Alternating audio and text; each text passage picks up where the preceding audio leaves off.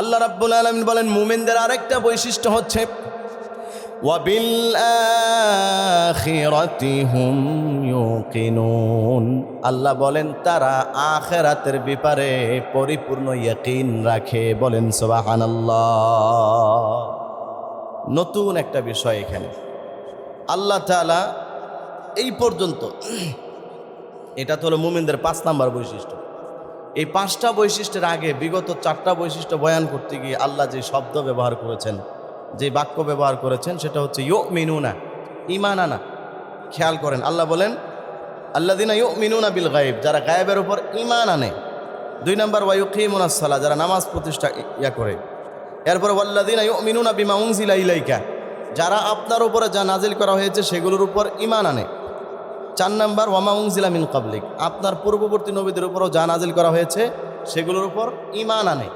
কিন্তু আখিরাতের ব্যাপারে আল্লাহ বলেন ওয়াবিল আখিরাতি হুম ইউকিনুন, যারা আখিরাতের ব্যাপারে ইয়াকিন রাখে। ঈমান আর ইয়াকিনের মধ্যে পার্থক্য আছে।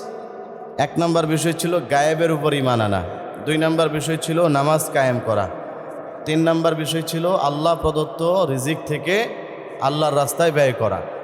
এই 3টা আমরা গতকালকে আলোচনা করেছি। আল্লাহ আমাদেরকে আমল করার তৌফিক দান করুক, বলেন আমিন। মুত্তাকিনদের 4র্থ বৈশিষ্ট্য আল্লাহ রাব্বুল আলামিন আমাদের আজকের তিলাওয়াতকৃত আয়াতের মধ্যে আলোচনা করেন। আল্লাহ বলেন ক্বালাল্লাহু তাআলা ওয়াল্লাযীনা ইউমিনুনা বিমা উনজিলা ইলাইকা ওয়া মা উনজিলা মিন ক্বাবলিক ওয়া বিল আখিরাতি হুম ইউকিনুন। আল্লাহ রাব্বুল আলামিন বলেন মুত্তাকিনদের আরেকটা বৈশিষ্ট্য হচ্ছে, ইয়া রাসূলুল্লাহ, ইয়া হাবিবাল্লাহ, তারা আমি আল্লাহ রাব্বুল আলামিনের পক্ষ থেকে আপনার প্রতি যা অবতীর্ণ করা হয়েছে সেগুলোকেও বিশ্বাস করে, এবং আপনার পূর্ববর্তী যত নবী রাসূলগণ ছিলেন তাদের প্রতিও যত কিতাব এবং যত বিষয় আমি আল্লাহ রাব্বুল আলামিন অবতীর্ণ করেছি এই সবগুলোকে তারা বিশ্বাস করেন। এবং মুত্তাকিদের আরেকটা বৈশিষ্ট্য হচ্ছে 5ম নাম্বার বৈশিষ্ট্য, আল্লাহ বলেন ওয়াবিল আখিরাতি হুম ইউকিনুন, এবং তারা আখিরাতকেও পরিপূর্ণ বিশ্বাস করে। বলুন সুবহানাল্লাহ। সূরা বাকারার শুরুতে আল্লাহ তাআলা এই 5টা বৈশিষ্ট্যের ব্যাপারে আলোচনা করলেন। 4র্থ বৈশিষ্ট্য যেটা আমরা আজকে আলোচনা করব, আল্লাহ বলেন ওয়াল্লাযীনা ইউমিনুনা বিমা উনজিলা ইলাইকা, যারা মুত্তাকি, যারা জান্নাতি হবে তাদের বৈশিষ্ট্য হচ্ছে তারা আপনার উপরে যা অবতীর্ণ করা হয়েছে এই সব কিছুকে বিশ্বাস করে। আমার ভাইয়েরা, নবীজি সাল্লাল্লাহু আলাইহি ওয়াসাল্লাম ওনার উপরে আল্লাহ রাব্বুল আলামিন যা কিছু অবতীর্ণ করেছেন জিবরাইল আমিনের মাধ্যমে, এগুলোর নাম হচ্ছে ওহী। নবীজির উপরে আল্লাহ যা কিছু অবতীর্ণ করেছেন সেগুলোকে বলা হয় ওহী। সুতরাং ওহীর উপর বিশ্বাস করতে হবে, ওহী সত্য। সাইয়্যিদুল মালাইকা, সমস্ত ফেরেশতাদের সর্দার জিবরাইল আলাইহিস সালাতু ওয়াস সালামের মাধ্যমে আল্লাহ তাআলা নবীজির উপরে এই ওহীগুলো দিয়েছেন। এখানে বোঝার বিষয় গুরুত্বপূর্ণ আলোচনা, খেয়াল করুন। ওহী হচ্ছে 2 প্রকার। এক প্রকারের ওহী হচ্ছে ওহীয়ে মাতলু, এমন ওহী যেটা তিলাওয়াত করা হয়, অর্থাৎ সেই শব্দগুলো, বাক্যগুলো আল্লাহর পক্ষ থেকে এবং জিবরাইল নবীজির কাছে তিলাওয়াত করে করে শুনিয়েছেন, এটাকে বলা হয় ওহীয়ে মাতলু, তিলাওয়াতকৃত ওহী। আর সেই তিলাওয়াতকৃত ওহীটার নাম হচ্ছে আল কোরআন। সরাসরি যেটা শব্দ, বাক্য এবং তিলাওয়াত করে শোনাইছেন আল্লাহর পক্ষ থেকে জিবরাইল নিজে, এটার নাম হচ্ছে ওহীয়ে মাতলু, এমন ওহী যা তিলাওয়াত করা হয়। আর সেটা হচ্ছে কোরআনুল কারীম। তাহলে আল্লাহ বলেন মুমিনদের এক নম্বর বৈশিষ্ট্য হচ্ছে মুত্তাকিদের, তারা আপনার প্রতি যা অবতীর্ণ করা হয়েছে তা বিশ্বাস করে। তাহলে নবীজির উপরে ওহী আসতে দুই ধরনের ওহীকে বিশ্বাস করতে হবে।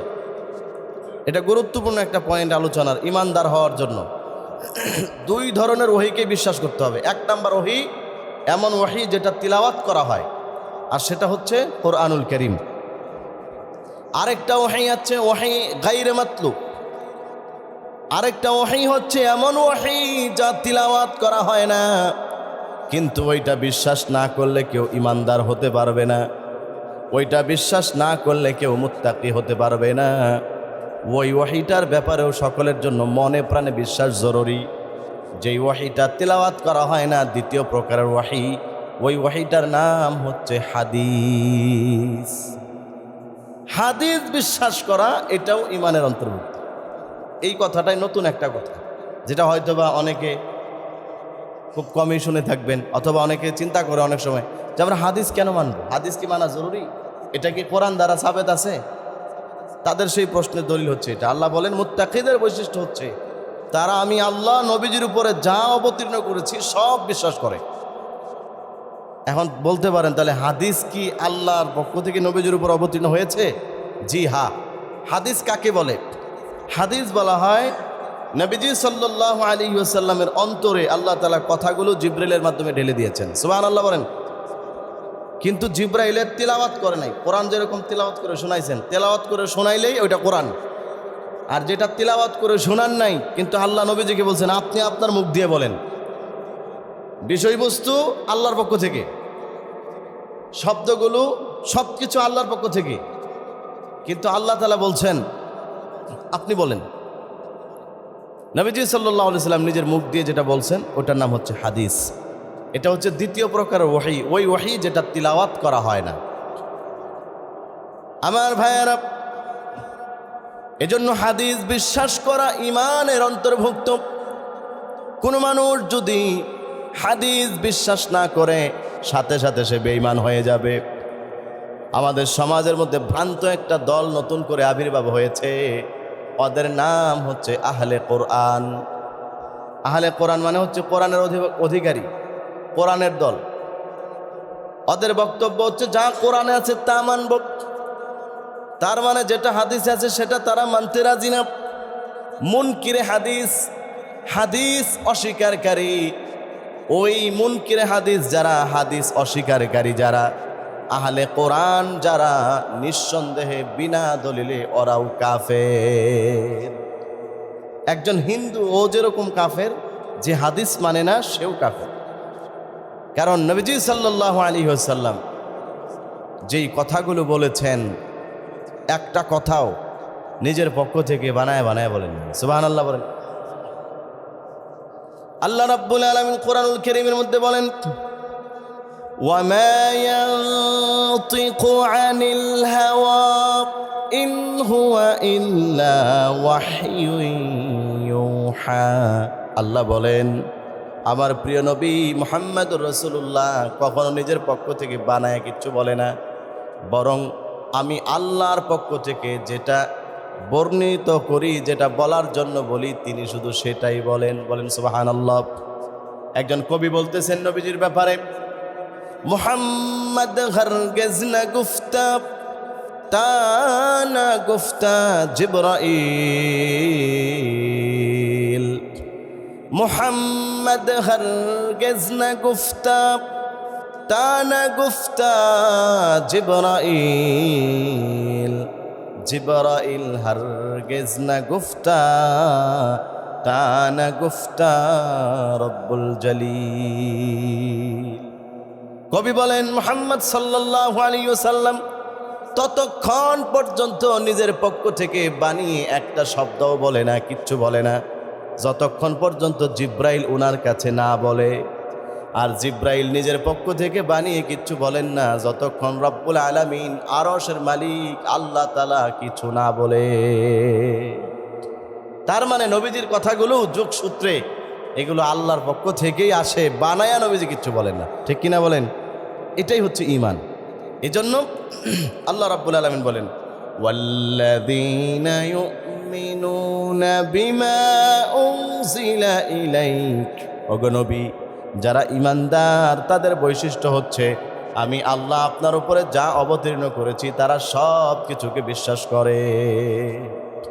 এজন্য হাদিস বিশ্বাস করা এটা ঈমানের অন্তর্ভুক্ত।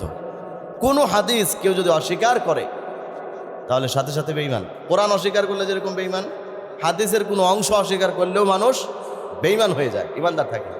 এই জন্য নবীজির কথাগুলোও সত্য, হাদিস সত্য, এটা বিশ্বাস করতে হবে। যাদের কথা বলছিলাম আহলে কোরআন, এরা হাদিস বিশ্বাস করেন।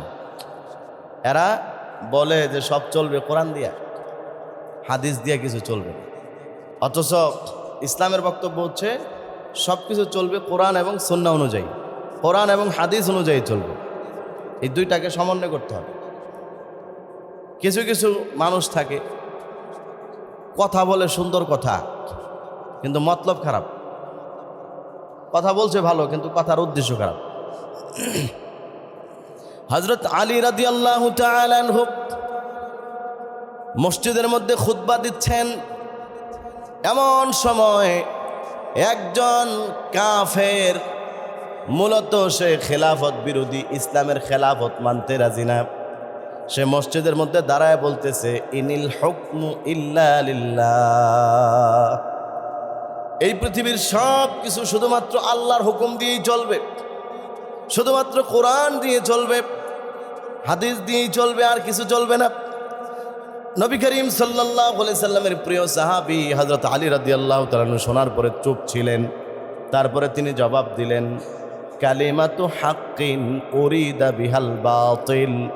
ও ভাই, তুমি যে কথা বলেছো সব কিছু চলবে কোরআন হাদিস দিয়ে, এটার বাহিরে কিছু চলবে না। তোমার কথা সত্য, কিন্তু মতলব খারাপ।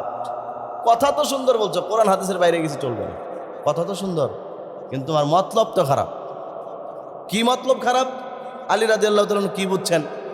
উনি বুঝছেন সেটা হচ্ছে ওই ব্যক্তি খেলাফত বিরোধী ছিল। আল্লাহ নবী সাল্লাল্লাহু আলাইহি সাল্লাম দুনিয়া থেকে ইন্তেকাল হওয়ার পরে, দুনিয়া থেকে নবীজি বিদায় হওয়ার পরে খেলাফতের যুগ শুরু হয়েছে। প্রথম খলিফা ছিলেন হযরত আবু বকর রাদিয়াল্লাহু তাআলা আনহু, দ্বিতীয় খলিফা হযরত ওমর রাদিয়াল্লাহু আনহু, তৃতীয় খলিফা হযরত উসমান রাদিয়াল্লাহু আনহু, চতুর্থ খলিফা আলী কাররামাল্লাহু ওয়াজহা রাদিয়াল্লাহু আনহু। তো ওনার বক্তব্য হচ্ছে আমরা খেলাফত মানি না, সব কোরআন হাদিস দিয়ে চলবে, খেলাফত টেলাফত চলতো না। বোঝাইছে কিন্তু ওইটা, এজন্য কেউ ধরতে পারে না। সবাই তো বলতেছে না, খুব সুন্দর একটা কথা বলছে, কোরআন হাদিসের বাইরে কিচ্ছু চলবে না। কিন্তু আলী রাদিয়াল্লাহু তাআলা তো সূক্ষ্ম জ্ঞানের অধিকারী। এজন্য তো বলা হয় নবীজি সাল্লাল্লাহু আলাইহি ওয়াসাল্লাম হচ্ছেন আলেমের শহর, সে আলী রাদিয়াল্লাহু তাআলা হচ্ছেন তার দরজা। এমন গভীর জ্ঞানের অধিকারী ছিলেন তিনি। উনি কিন্তু চিকন বুদ্ধির মানুষ, ধরে ফেলছেন যে তোমার কথা ঠিক কিন্তু মতলব ভালো না। এজন্য মাঝে মধ্যে আমগরেও দেখবেন মসজিদের মধ্যে কিছু কিছু মানুষ আইসা বলে যে হুজুর কোরআন হাদিসের বাইরে কোনো কথা কইেন না। ওয়াজের মধ্যে যখন যাই না মাহফিলে বলে কোরআন হাদিসের বাইরে কোনো কথা বলবেন না। আমরাও বলি কথা ঠিক আছে, খুশি আলহামদুলিল্লাহ, কথা তো সুন্দর বলছে, কোরআন হাদিসের বাইরে কোনো কথা কইেন না। কিন্তু হে যে এই কথাটা আমার বলে দিয়েছে যে আপনি কোরআন হাদিসের বিরুদ্ধে কোনো কথা বলবেন না, ওর উদ্দেশ্য কি ভালো? কথা বলার উদ্দেশ্য ভালো, ওর মতলব কিন্তু ভালো না। ও আমাকে এটা কেন বলছে? হয়তো বা বলছে যে হুজুর কোরআন হাদিস দিয়ে ওয়াজ করবেন, কি চাকাইনি পেয়ে যাইবেন গা, সুদের বিরুদ্ধে কিছু পেন না। কারণ সে সুদের বিষয়টা মনে করছে কোরআন হাদিসের বাইরে। অথচ বলেন তো এই সুদের বিষয়টা কোরআন হাদিসে আছে না নাই? অথবা এই কারণে বলছে যে হুজুর এখানে শুধু কোরআন হাদিসের বাইরে কোনো কথা বলবেন না, মানে দেশের মধ্যে বর্তমানে যা ঘটতেছে, চুরি চামারি আকাম কুকাম, ওই রাজনৈতিক কোনো বিষয় এখানে টাইনে আনবেন না।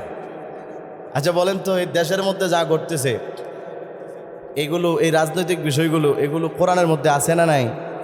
একটু জোরে বলেন, সবার বিশ্বাস হয় না এটা? আছে। তাহলে আমি যদি কোরআন হাদিস দিয়ে কথা বলতে চাই তাহলে রাজনৈতিক বিষয়গুলো আমাকে বলতে হবে। কোরআন হাদিস দিয়ে যদি কথা বলতে চাই তাহলে সুদের বিরুদ্ধে আমাকে বলতে হবে। কারো চোখের দিকে তাকায় কথা বলা যাবে না। কিন্তু হে যে উদ্দেশ্যে কইছিল বেশি চালাকে, মনে করছিল যেন তার বিরুদ্ধে কিছু না বলে, কিন্তু ও বুঝে না কোরআন হাদিস দিয়ে কথা বললেই মূলত কথা ওর গায়ের মধ্যে লাগবে, সুদখোরের গায়ে লাগবে, ঘুষখোরের গায়ে লাগবে, দুর্নীতিবাজদের গায়ের মধ্যে লাগবে।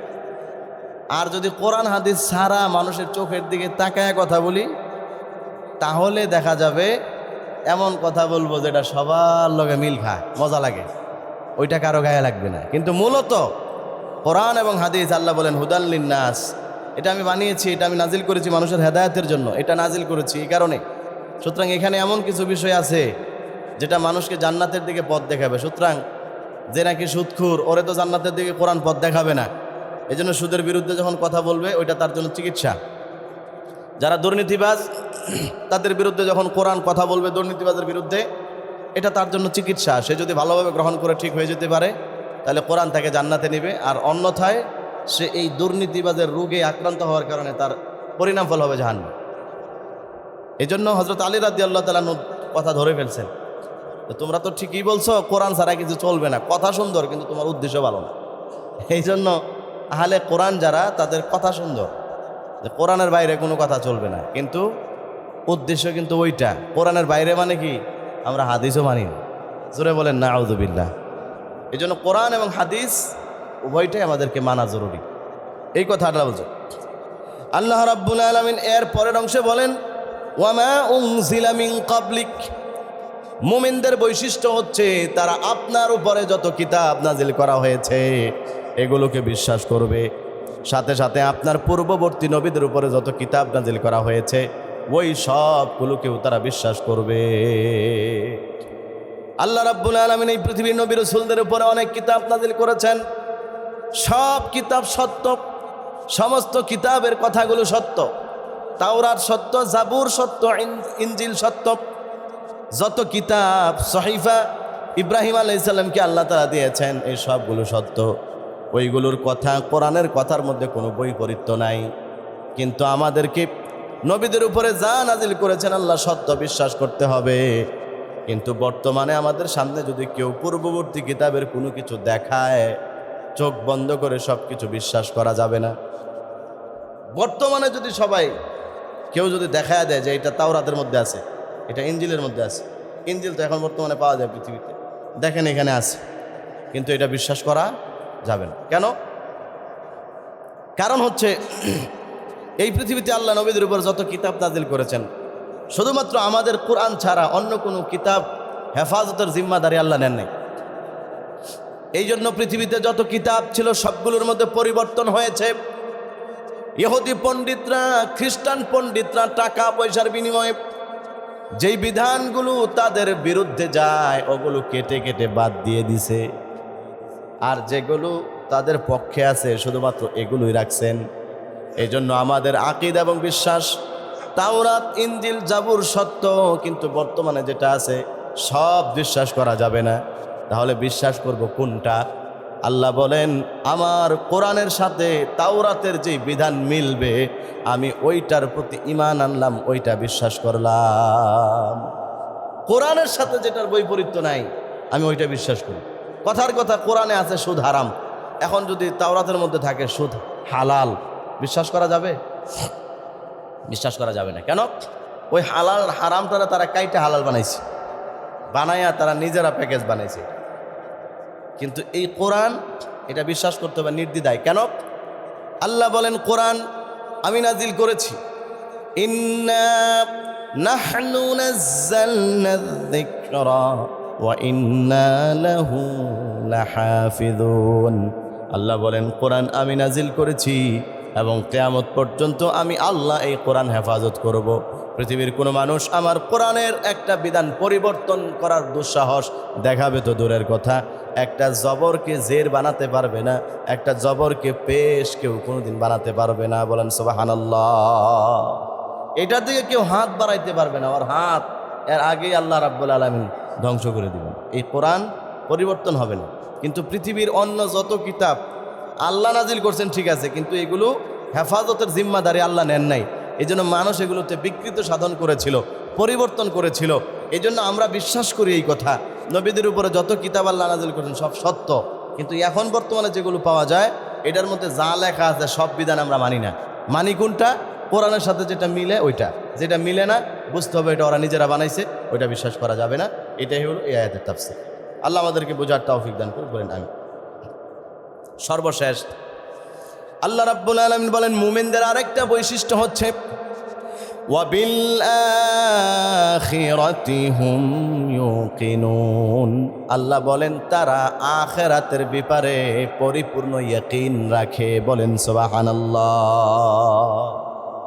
নতুন একটা বিষয় এখানে আল্লাহ তাআলা এই পর্যন্ত, এটা তো হলো মুমিনদের 5 নাম্বার বৈশিষ্ট্য। এই 5টা বৈশিষ্ট্যের আগে বিগত 4টা বৈশিষ্ট্য বয়ান করতে গিয়ে আল্লাহ যে শব্দ ব্যবহার করেছেন, যে বাক্য ব্যবহার করেছেন, সেটা হচ্ছে ইউমিনুনা, ঈমান আনা। খেয়াল করেন, আল্লাহ বলেন আল্লাযিনা ইউমিনুনা বিল গায়ব, যারা গায়েবের উপর ঈমান আনে। 2 নাম্বার ওয়া ইউকিমুনাস সালাহ, যারা নামাজ প্রতিষ্ঠা করে। এরপর ওয়াল্লাযিনা ইউমিনুনা বিমা উনজিলা ইলাইকা, যারা আপনার উপরে যা নাজিল করা হয়েছে সেগুলোর উপর ঈমান আনে। 4 নাম্বার ওয়ামা উনজিলা মিন ক্বাবলিক, আপনার পূর্ববর্তী নবীদের উপরও যা নাজিল করা হয়েছে সেগুলোর উপর ঈমান আনে। কিন্তু আখিরাতের ব্যাপারে আল্লাহ বলেন ওয়াবিল আখিরাতি হুম ইউকিনুন, যারা আখিরাতের ব্যাপারে ইয়াকিন রাখে। ঈমান আর ইয়াকিনের মধ্যে পার্থক্য আছে,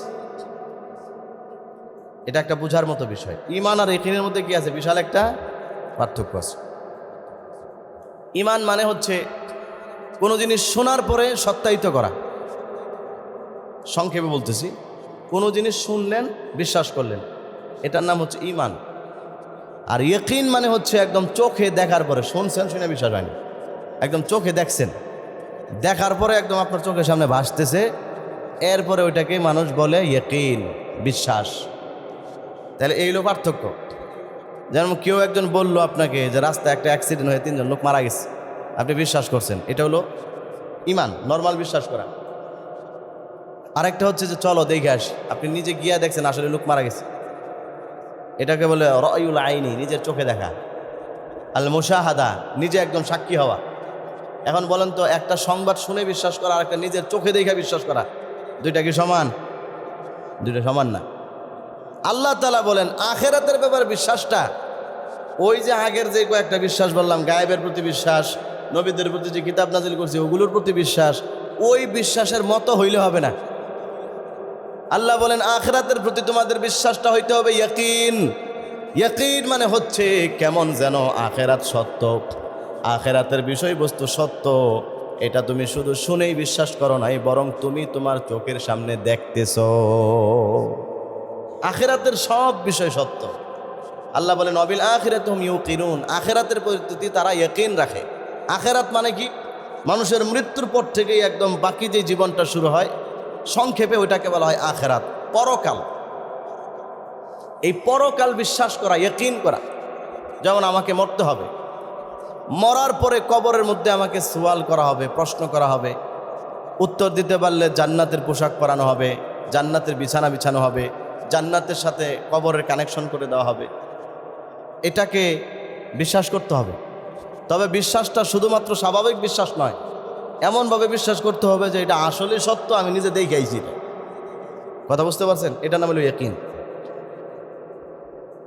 আর হাসরের দিন আমাকে আল্লাহর সামনে দাঁড়াইতে হবে, দাঁড়ানোর পরে আল্লাহ তাআলা আমাকে হিসাব নেবেন, আমার জীবনের প্রতিটা মুহূর্তের হিসাব আল্লাহর সামনে দিতে হবে।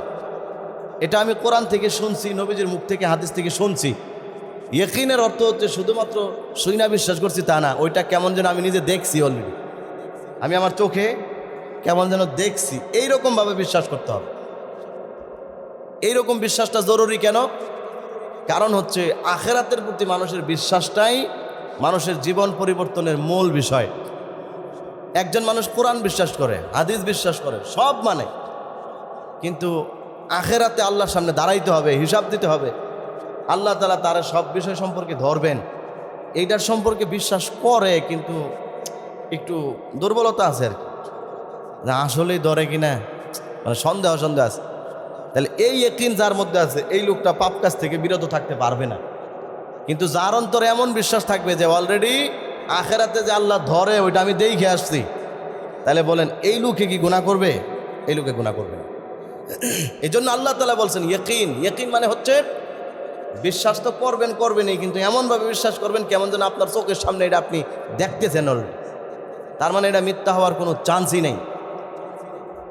এমন বিষয় আল্লাহ তাআলা কোরআনে বলেছেন ইয়াকিন বোঝানোর জন্য। মুফাসসিরিনে কেরাম বলেন আল্লাহ রাব্বুল আলামিনের একজন জলিলুল কদর পয়গম্বর অনেক বড় একজন নবী ইব্রাহিম খলিলুল্লাহ, মুসলিম জাহানের জাতির পিতা ইব্রাহিম আলাইহিস সালাম। বলেন তো আল্লাহর প্রতি ওনার বিশ্বাস আছে না নাই? একটু জোরে বলেন, আছে না নাই? কি পরিমাণ বিশ্বাস! আল্লাহ তাআলা স্বপ্ন যুগে বলছেন তোমার প্রিয় জিনিস কুরবানি করো। উনি কুরবানি করতে করতে এক পর্যায়ে নিজের সন্তানকে আল্লাহর মহব্বতের জন্য কুরবানি করে দিচ্ছেন। সুবহানাল্লাহ। তাহলে আল্লাহর প্রতি ওনার কি পরিমাণ বিশ্বাস, যার কারণে আল্লাহ ওনার উপাধি দিয়েছেন খলিল। খলিল মানে উনি আল্লাহর জন্য একদম পাগল পারা।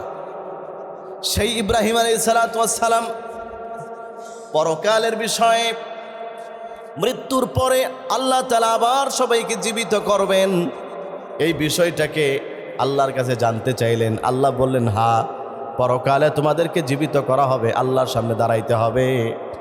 ইব্রাহিম আলাইহিস সালাম বললেন, আল্লাহ আপনি কেমনে জীবিত করবেন আমারে যদি একটু দেখাইতেন। এটা কোরআনের আয়াত। আল্লাহ আপনি কেমনে জীবিত করবেন আমারে যদি একটু দেখাইতেন। আল্লাহ রাব্বুল আলামিন বললেন, কি ব্যাপার, তুমি কি বিশ্বাস করো না? বিশ্বাস হয় না জীবিত করতে পারবো? সূরা বাকারার 260 নম্বর আয়াতে আল্লাহ সেই ঘটনা বলেন, وَإِذْ قَالَ إِبْرَاهِيمُ رَبِّ أَرِنِي كَيْفَ تُحْيِي الْمَوْتَى। ও নবী, আপনি স্মরণ করেন সেই সময়ের কথা যখন ইব্রাহিম পয়গম্বর আল্লাহকে ডাক দিয়ে বলেছিল, আল্লাহ আপনি মৃতদেরকে কেমনে জীবিত করেন আমাকে একটু দেখান। আপনি মৃতদেরকে কিভাবে জীবিত করেন ডাইরেক্ট আমারে দেখান। ক্বালা আওয়ালাম তুমিন। আল্লাহ বলেন, কি ব্যাপার ইব্রাহিম, তোমার কি এ ব্যাপারে ঈমান নাই? আমি যে জীবিত করতে পারি এটাকে বিশ্বাস হয় না? ইব্রাহিম বললেন, ক্বালা বালা, অবশ্যই বিশ্বাস করি, তবে ওয়ালাকিন লিয়াতমাইন্না কলবি, তবে আমার দিলের প্রশান্তির জন্য, ইয়াকিন যেন অর্জন হয়, এটার নাম হচ্ছে ইয়াকিন। সরাসরি দেখা যেন আমি দেখছি এই কথা যেন বলতে পারি, এই ইয়াকিন অন্তরে আনার জন্য আপনি কেমনে জীবিত করেন ওটা আমরা ডাইরেক্ট আমার চোখের সামনে কইরা তারপরে দেখান। সুবহানাল্লাহ বলেন। ক্বালা ফাখুয আরবাআতাম মিনাত তায়রি ফাসুরহুন্না ইলাইক। আল্লাহ বলেন, আপনি 4টা পাখি ধরে আনেন, সেই 4টা পাখিকে আপনার কাছে আনার পরে আপনি লালন পালন করেন, আপনি যেন চিনতে পারেন কোনটা কোন পাখি। তারপরে সেই পাখিগুলোকে আপনি জবাই করবেন। জবাই করার পরে হাড্ডি গোশত সব কিছুকে একেবারে কিমা বানিয়ে ফেলবেন, ফিনিশ। তারপরে 4 পাখির গোশতকে একসাথে খলত মলত করবেন, মিশাইবেন ভালো করে। মিশানোর পরে সুম্মা জাআল আলা কুল্লি জাবালিন মিনহুন্না জুজআ, তারপরে এক একটা পাহাড়ে এক একটা অংশ রাখবেন। এই পাহাড়ে কতটুকু, ওই পাহাড়ে কতটুকু, ওই পাহাড়ে কতটুকু। জমিনের মধ্যে সার দেয় না, ওই 4 পাখিরা জবাই করে কিমা বানায়া ওইগুলো ওইরকম এক একটা এক এক জায়গার মধ্যে ছড়ায়া ছিটায়া দেন। আল্লাহ বলেন, সুম্মা দুহুন্না ইয়াতিনাকা সা'য়া, তারপরে তুমি ডাক দাও, এক একটা পাখির নাম ধরে তুমি ডাক দিবা। ইয়াতিনাকা সা'য়া, তোমার ডাক শোনার সাথে সাথে পাখিগুলো দৌড়ায়া তোমার কাছে আবার চলে আসবে। সুবহানাল্লাহ বলেন। ইব্রাহিম আলাইহিস সালাম 4টা পাখি পাললেন। তাফসীরের মধ্যে আছে একটা মোরগ, তার এই বাজ পাখি চিল, তারপরে আরেকটা হচ্ছে ময়ূর, আরেক হচ্ছে কবুতর। 4টা পাখি লালন পালন করছেন। লালন পালন করার পরে পাখিদের সাথে যখন একটা ভালো মহব্বত হয়ে গেছে, এখন তো উনি দেখলেই চিনে কোনটা ময়ূর কোনটা কি। তখন 4টারে জবাই করছে। জবাই করার পরে একসাথে কিমা বানায়া এরকম গোল গোল করে প্যাকেট বানাইছে, গোস্ত বানায়া এক পাহাড়ে একটা থুইছে। সব গোস্ত কিন্তু একসাথে মিশানো হয়ে গেছে। কবুতরের লগে চিলেরটা মিশছে, চিলের সাথে কবুতরেরটা মিশছে, মুরগির সাথে আবার ওই যে কি বলে ময়ূরেরটা মিশছে, সব একসাথে মিশে গেছে। হাড্ডিগুলো আলাদা করে খুলে খুলে ফেলাই দিচ্ছে। 4টা 4 পাহাড়ে রাখার পরে আল্লাহ বলছেন, এবার ডাক দাও। ইব্রাহিম আলাইহিস সালাম ডাক দিলেন, এই মোরগ এদিকে আসো। সব কিন্তু ছড়ানো ছিটানো, সাথে সাথে ওই মোরগ জীবিত হয়ে দৌড়াইয়া ওনার কাছে চলে আসছেন। সুবহানাল্লাহ বলেন। উনি ডাক দিলেন, এই ময়ূর এদিকে আসো। সাথে সাথে ময়ূর পাখি জিন্দা হয়ে ওনার কাছে চলে আসছে। সুবহানাল্লাহ। উনি ডাক দিলেন, কবুতর এদিকে আসো। কবুতর জিন্দা হয়ে ওনার কাছে চলে আসছে। উনি ডাক দিছেন, ওই বাজ পাখি চিল এদিকে আসো। আল্লাহ তাআলা কোরআনুল কারীমের মধ্যে বলেন, ওয়া'লাম আন্নাল্লাহা আজিজুন হাকীম, জেনে রেখো আল্লাহ তাআলা প্রজ্ঞাময়, পরাক্রমশালী, তিনি সব কিছু করতে পারেন।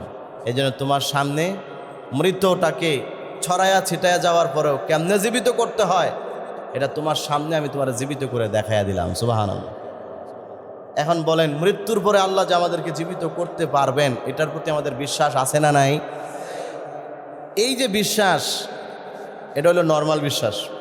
আর ইব্রাহিম আলাইহিস সালাম ডাইরেক্ট জবাই কইরা ফিনিশ কইরা কিমা কিমা বানানোর পরে এরপরে আল্লাহ যে ওনার চোখের সামনে বানায়া দেখাইছেন, এই যে উনি ডাইরেক্ট দেখছেন, ওনার বিশ্বাস আর আমাদের বিশ্বাসটা কি সমান?